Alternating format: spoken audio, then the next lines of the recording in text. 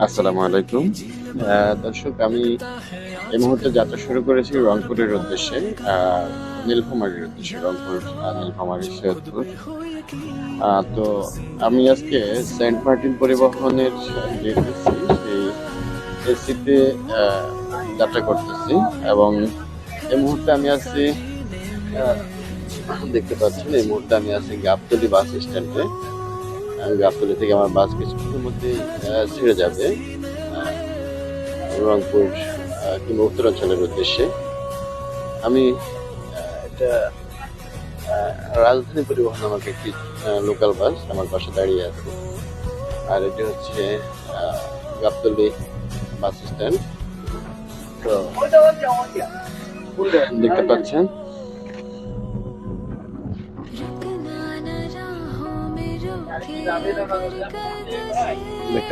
এটা রংপুর। রংপুর যাওয়ার উদ্দেশ্যে আমরা অপেক্ষায় আছি। দেখতে পাচ্ছেন, আজকে বাসে যাত্রী খুব কম। দোয়া করবেন যাত্রা যেন ভালো হয়, নির্বিঘ্ন হয়। সকলের দোয়া চাচ্ছি। তো ভিউয়ার্স, আসসালামু আলাইকুম। আপনাদেরকে আবার সালাম। এবার আমাদের বাস চলে আসলো ইতিমধ্যেই যমুনা সেতু। এই যমুনা সেতুটি বাংলাদেশের সর্বপ্রথম দীর্ঘ সেতু। যমুনা সেতু নিয়ে আসলে বলার মতো আর কিছু নেই। আপনারা জানেন যে উত্তরাঞ্চলকে প্রায় 6 কিলোমিটার দীর্ঘ এই সেতুটি ঢাকার সাথে কানেক্ট করেছে, সংযুক্ত করেছে।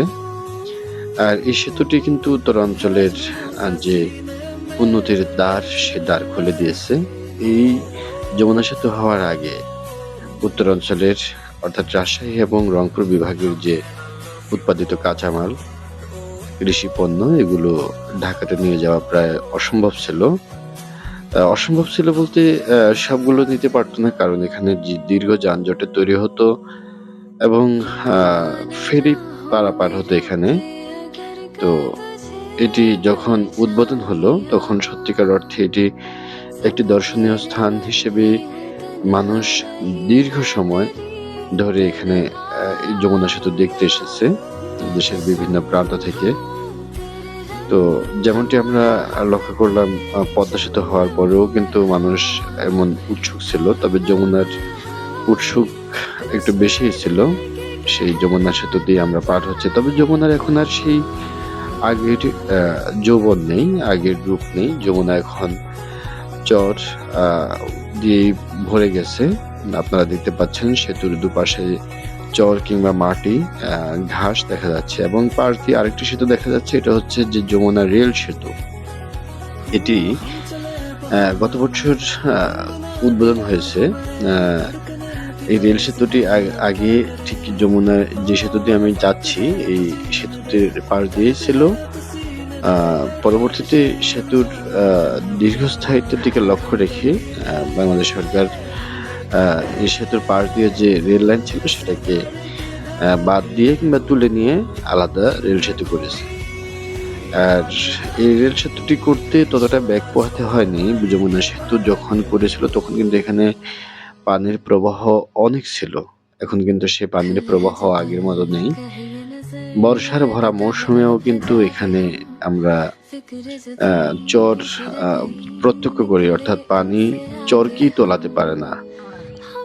আসলে এটাকে বলা হয় যে কাপ্তাই, কাপ্তাই না, এটা হচ্ছে লালমনিরহাটের যে তিস্তা ব্যারেজ, সেই তিস্তা ব্যারেজের প্রকল্পের যে অসম পানি চুক্তি, সে পানি চুক্তির কারণে কিন্তু এটা হয়নি। তো যাই হোক, এটা হচ্ছে আমি আপনাদেরকে দেখানোর চেষ্টা করতেছি।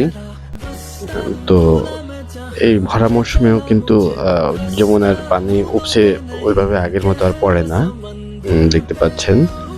তো যমুনা আসলে তার সে আগের রূপ হারিয়েছে। এখন আসলে বলা চলে যমুনাতে এখন ভাটা, কিংবা যমুনা তার যে খরস্রোতা ভাব, সেটা হারিয়ে এখন নতুন করে যমুনা তার যে খরস্রোতা, সেটা হারিয়ে এখন চরের যমুনা হিসেবে এখন পরিচিত হচ্ছে। দেখতে পাচ্ছেন, আমরা আস্তে আস্তে যমুনার উপর থেকে কিন্তু এপারে চলে আসতেছি প্রায়। এটি দেখার জন্য একসময় কিন্তু বাংলাদেশের মানুষ উদগ্রীব ছিল।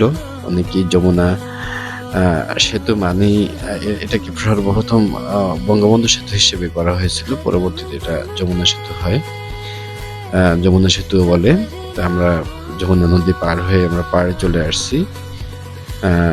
এই এখন এই মুহূর্তে আমরা আবার পেন্টাগন, যে সিরাজগঞ্জ পার হওয়ার পরে বগুড়ার আগে যেখানে যাত্রা বিরতি দেয়, সেখানে যাত্রা বিরতি দিয়েছে।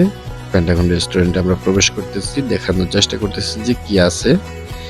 আমি আপনাদেরকে এই ট্যুরে ঢাকা থেকে রংপুর নীলফামারী যাওয়ার পর্যন্ত যা কিছু দেখানো যায়, যা কিছু হয় সবই দেখাচ্ছি। এটা হচ্ছে পেন্টাগন রেস্টুরেন্টের ভেতরের অবস্থান। বেশ পরিষ্কার পরিচ্ছন্ন আছে, সব মিলিয়ে সুন্দর। পেন্টাগন থেকে আমরা আমাদের বাস আবারও যাত্রা শুরু করলো। আমরা আমাদের যাত্রার মাঝখানে দেখলাম যে বগুড়া পার হওয়ার আগেই বেশ মেঘাচ্ছন্ন আকাশ, বৃষ্টি হবে হয়তো কিছু সময় পরে, দেখা যাক বৃষ্টি কখন আসে, আপনাদেরকে বৃষ্টি দেখাতে পারে কিনা। তবে বৃষ্টি হয়েছে, সকালের দিকে বৃষ্টি হয়েছে বোঝা যাচ্ছে। এখন বিকেল 2:30 থেকে 3টা, হ্যাঁ 3টা বাজে। যে প্রকৃতির সজীবতা, অর্থাৎ গাছগুলো একেবারে পুরো, ইতিমধ্যে বৃষ্টি শুরু হয়ে গেছে, আপনারা দেখতে পাচ্ছেন বৃষ্টির ফোঁটা কিন্তু গাছ বেয়ে পড়তেছে। এটা একটা অসাধারণ দৃশ্য। এই দৃশ্যটা আসলে খুব উপভোগ্য। বৃষ্টি শেষে আমরা এসে নীলফামারীতে নামলাম। নীলফামারী থেকে আমরা এখন কিছুক্ষণের মধ্যে নীলফামারী শহরে প্রবেশ করব। এটা নীলফামারী শহরই বলা চলে, শহরের এরিয়া, কিন্তু মূল শহর থেকে একটু আগে। তো এই শহরটি 4 লেনের অনেক লম্বা প্রশস্ত রাস্তা। এটাকে এশিয়া হাইওয়ে কানেক্ট করবে এই রাস্তাটিতে, সেজন্য এটা অনেক প্রশস্ত রাস্তা দেখতে পাচ্ছেন। আমার কাছে বেশ ভালো মনে হয়েছে, ভালো লাগে এই শহরটা। ঢুকতেই কেমন যেন ভেতরে ভালো লাগা কাজ করে। দেখতে পাচ্ছেন এটা নীলফামারী শহরের ঠিক আগের মুহূর্ত। এই যে জাতীয় পার্টির যে অফিস, অর্থাৎ লাঙ্গল এরশাদের, সে জাতীয় পার্টির অফিসটা দেখালাম। আর এই হচ্ছে নীলফামারীর একেবারে মাঝখান, এই যে শহরের একেবারে প্রাণকেন্দ্র, যেটা 0 পয়েন্ট বলা হয় নীলফামারীর, সে জায়গাটি এটি। এই রাস্তাটি হচ্ছে কোর্টের দিকে চলে গেছে, আর এই রাস্তাটি হচ্ছে শহীদ মিনারের দিকে গেছে। আমি আপনাদেরকে শহীদ মিনার দেখাবো। এই যে আমি কিছুক্ষণের মধ্যে শহীদ মিনারের সামনে অতিক্রম করে একেবারে বড় বাজার পর্যন্ত যাব, রিক্সায় করে আপনাদেরকে দেখাবো। দেখুন এই জায়গাটুকু আসলে আমার অনেক সন্ধ্যা কেটেছে এখানে। অনেক সময় এখানে এই শহীদ মিনারেই কিন্তু বিভিন্ন সাংস্কৃতিক অনুষ্ঠান হয়। তো আমি রিক্সায় করে শহরটি ঘুরতেছি, আপনাদেরকে দেখানোর চেষ্টা করতেছি। শহীদ মিনার পার করলাম। শহীদ মিনার পার করে আমরা এখন একটি স্কুলটির নাম হচ্ছে সমীরউদ্দিন উচ্চ বিদ্যালয়। অর্থাৎ আমাদের বাড়ির গ্রামের বাড়ির নামও কিন্তু সমীরউদ্দিন ব্যাপারী বাড়ি। তো সেই সমীরউদ্দিনের নাম এখানে স্কুলের, সমীরউদ্দিন উচ্চ বিদ্যালয়, এটা আমার কাছে একটা ভালো লাগার বিষয় যে আমাদের বাড়ির পূর্বপুরুষের নামে সমীরউদ্দিন বিদ্যালয়টি। এরপরে আছে একটি, এটা হচ্ছে হোটেল অবকাশ। এখানে আমি এই নিচে আন্ডারগ্রাউন্ডে খাবার, এখানে আমি থেকেছি বেশ কয়েক রাত। আর এদিকে আছে কিছু ইলেকট্রনিক্স দোকান। সামনেই নীলফামারী জেলার যে কেন্দ্রীয় মসজিদ, সেই কেন্দ্রীয় মসজিদ, এবং কেন্দ্রীয় মসজিদের একটু পরে হচ্ছে বড় বাজার মসজিদ। বড় বাজার মসজিদের পরেই হচ্ছে গাছবাড়ি। বড় বাজার মসজিদের মিনার দেখা যাচ্ছে, আপনাদেরকে দেখাচ্ছি।